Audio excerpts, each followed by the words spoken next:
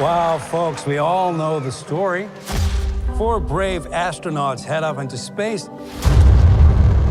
and come back forever changed.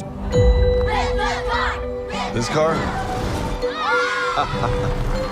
Our city, our planet, owe a debt to these intrepid souls. And while we can never repay them, we can certainly celebrate them. Thank you, Fantastic Four. Thank you. Thank you, Fantastic Four! Please welcome the Fantastic Four.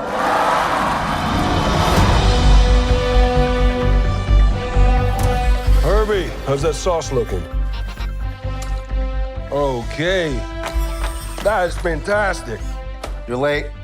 What do you mean? What do you mean, what do I mean? You're late for dinner. Yes, we are. You late? I just said that. Are you pregnant? What? You're gonna be the best mom in the world. And you are gonna be the best dad. Just kidding. You are out of your depth. We are gonna be the best uncles ever. We can do this. Nothing's going to change.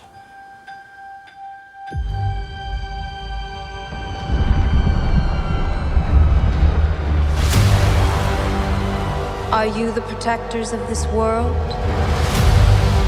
Yes, we are. Your planet is now marked for death.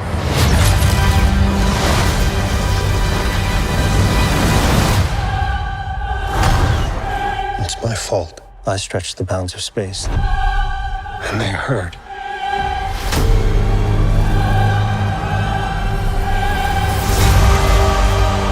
Are we safe? I don't know. There's not enough time. I'm not giving up.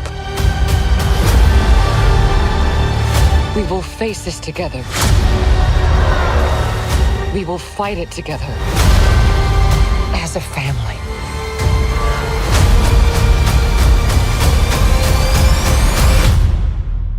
Has to be us.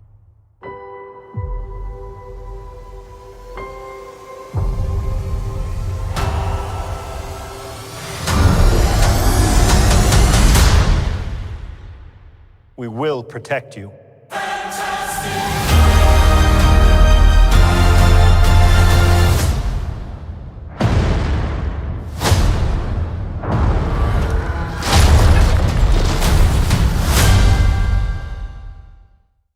Hey everyone, welcome back to my channel. Alright, this is not a drill. We finally got our first full official trailer for the Fantastic Four. And yeah, there's already a lot to talk about. Let's start with something Kevin Feige just confirmed. This is not going to be a typical Fantastic Four origin story. Why? Well, because honestly we've already been there, done that more than once, and Marvel knows it. But just because it's not the traditional story doesn't mean we're skipping the origin altogether. They're still going to show us how they got their powers, but it just wouldn't be the main focus. That's why the trailer kicks off with the Ted Gilbert show, where the host literally says, well folks, we all know the story. That's Marvel's way of saying, you already know the drill, we're not going to spend the whole movie explaining it again. 4 brave astronauts go to space. When they come back, boom, they changed forever. We've got Reed Richards aka Mr. Fantastic, Sue Storm, the Invisible Woman, Johnny Storm, the Human Torch, and Ben Grimm, the Thing. In the comics, their space mission exposes them to cosmic rays, which is how they get their powers. But what makes the Fantastic Four different from a lot of the other heroes? They don't hide who they are, no secret identities here. They're out in the open, and because of that they become super famous, like celebrity status famous. In the trailer you can see they're beloved by everyone in this universe. And speaking of this universe, it's not the one we're used to. Yeah, this isn't Earth 616, the main Avengers universe. So what universe are we in? We don't have an official number yet, but what we do know is that it's retrofuturistic and set in the 1960s. Think space race vibes with futuristic tech, and yes, the Fantastic Four are still household names here. Even before they got their powers, people loved them as a scientific team. When they went up into space, there were crowds cheering, and when they came back with powers, oh, they were practically worshipped. Kids are even screaming for the Thing to lift a car. He lifts it, and the crowd goes wild. It's that kind of fame. Ted Gilbert even says, our city, our planet, owe a debt to these intrepid souls. And you see people glued to the TV in shop windows watching his show just to see the Fantastic Four. And it's not just admiration, it's gratitude. We get a montage of regular citizens thanking the team. A baker, kids, firefighters, someone sipping coffee on the street. It's wholesome. This universe owes a lot to the Fantastic Four, and not just in the superhero sense. According to an Empire article, Reed Richards made huge scientific and tech advancements, which explains why this 1960s world has flying cars and robots. Yep, not just Herbie, there are multiple robots here, all thanks to Reed's genius. And if Reed Richards revolutionized tech, Sue Storm did something arguably even bigger. She achieved world peace. No joke, she demilitarized the planet. So yeah, they're not just celebrities or heroes, they're icons who reshape society. Now let's talk about that teaser scene we saw earlier. Every Sunday at 7 PM, the Fantastic Four always sits down for dinner no matter what. Except this time something's different. Sue and Reed show up late and Johnny calls them out, but not before grabbing a box of Lucky Charms with his own Human Torch image on it. He's literally on cereal boxes now. Sorry Red Guardian, still no Wheaties box for you. Johnny throws out a casual, "You're late," but Sue gets very flustered. She thinks he means that kind of late, as in she might be pregnant. Her reaction makes that pretty obvious. She's like, "Wait, what do you mean?" Johnny says, "What do you mean? What do I mean? You're late for dinner." But Ben Grimm picks up on the vibes. Ben's smart. Don't let that rocky exterior fool you. He sees how Sue reacts and instantly puts it together. She's pregnant, and then it becomes a full-on celebration. Johnny goes full softy. "You're gonna be the best mom in the world." And then he looks at Reed, "And you're gonna be the best dad." Just kidding. You're completely out of your depth. Classic Johnny. He adds, "We're gonna be the best uncles ever." Then we get a touching moment. Reed and Sue, just the two of them. Sue says, "We can do this. Nothing is going to change." But come on, we know everything's about to change. Not just because they're having a baby, but because something is coming for that baby. Enter Galactus. Yep, that Galactus. And his herald, the Silver Surfer, shows up to warn them. Marvel dropped the official synopsis, and here's the gist.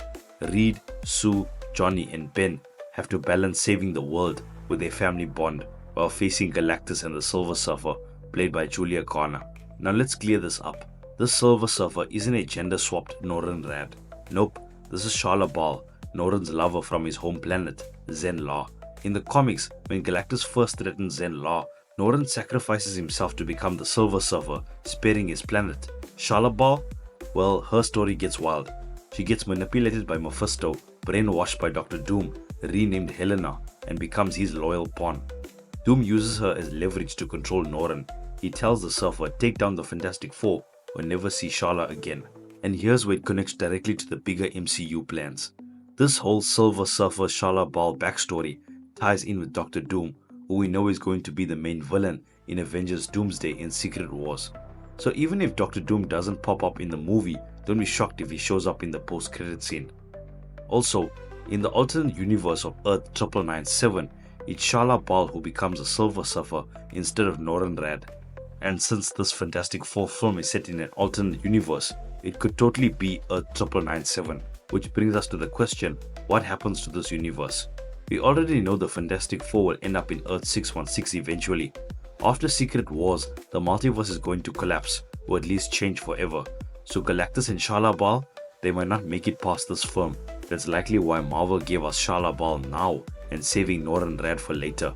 He'll probably show up in Earth 616 in a future film.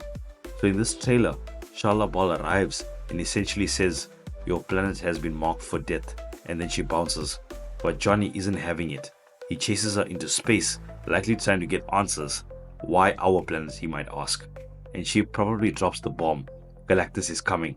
And Reed? Well, Reed's blaming himself. We hear him say to Sue, "It's my fault. I stretched the bounds of space." And they heard. He's not just talking about space travel here. I think he's talking about multiversal travel. In the teaser, we saw what looked like a multiverse gateway on his chalkboard. So yeah, he may have opened a door he shouldn't have, and now Galactus knows about Earth. The people turn to the Fantastic Four asking, "Are we safe?" And Reed says, "I don't know." Chilling.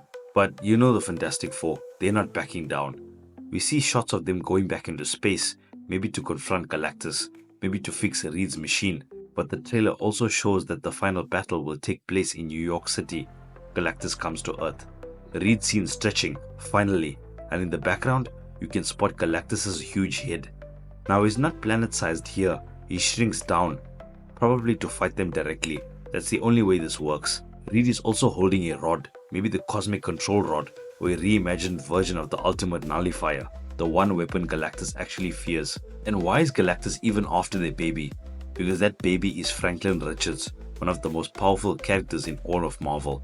He can literally create universes. At one point in the comics, Franklin resurrects Galactus and makes him his herald. Wild, right? So yeah, Galactus wants that power source, and that means he's coming for Franklin, which could be the reason for the Fantastic Four eventually leaving the universe. They know Galactus will never stop hunting them, and this is probably how they end up in the MCU's main timeline. Reed figures out multiversal travel, they leave to protect Franklin, and that's how they join Earth 616. But before all of that, we're gonna see them fight Galactus in the flesh. Oh, well, in the cosmic form, and it's going to be epic. Alright, that's my full breakdown of the Fantastic Four official trailer. What did you think? Are you hyped? Do you like the new take on the Silver Surfer? Let me know in the comments. And don't forget to hit the like button, subscribe, so you don't miss any Marvel news, theories or leaks. Thanks for watching, and I'll catch you in the next one.